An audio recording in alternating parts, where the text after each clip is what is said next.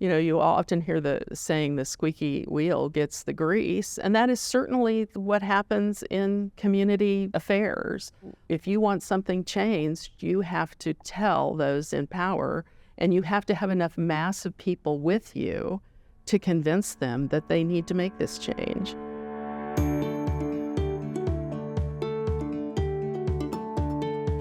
There's so many ways that kids and teens can be heard and engaged, but in a nutshell, stay informed. You don't have to read everything on the internet, but stay informed of the big issues of the day and the things that matter in your hometown. Form an opinion about those that you can give a reason for, and be heard.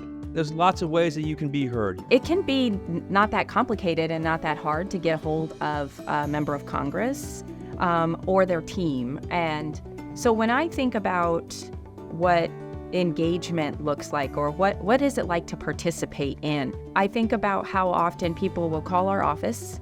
The phone rings a lot. We'll call our office and say, I'm concerned about healthcare.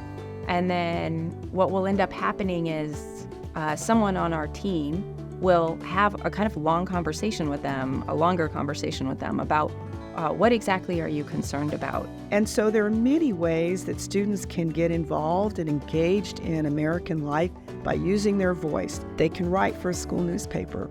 They can write on a blog. They can, speak freely orally through a lot of different social media platforms about their passions, their interests. I was more moved now, even just thinking back on it, about teachers being encouraging, about getting involved in the community in small ways.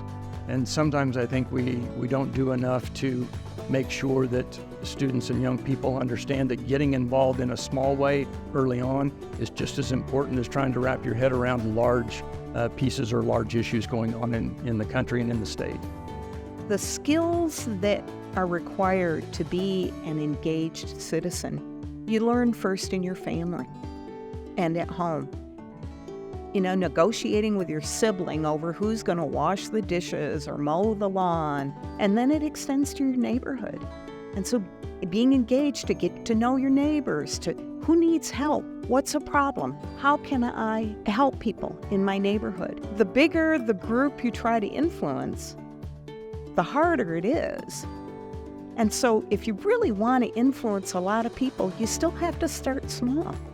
So for students out there that are interested in law or government or the civic community generally, you're never too young to express that interest. So if you're interested in schools, universities, reach out.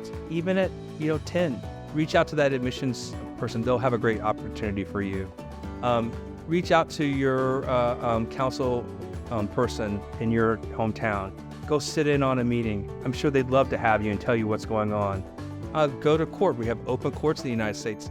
Sit in the courtroom and see what's going on, and I guarantee you that judge is going to be curious of who this young person is and will want to get to know you as well. It's really up to you. Those things are all there. You just have to make that first move and do it.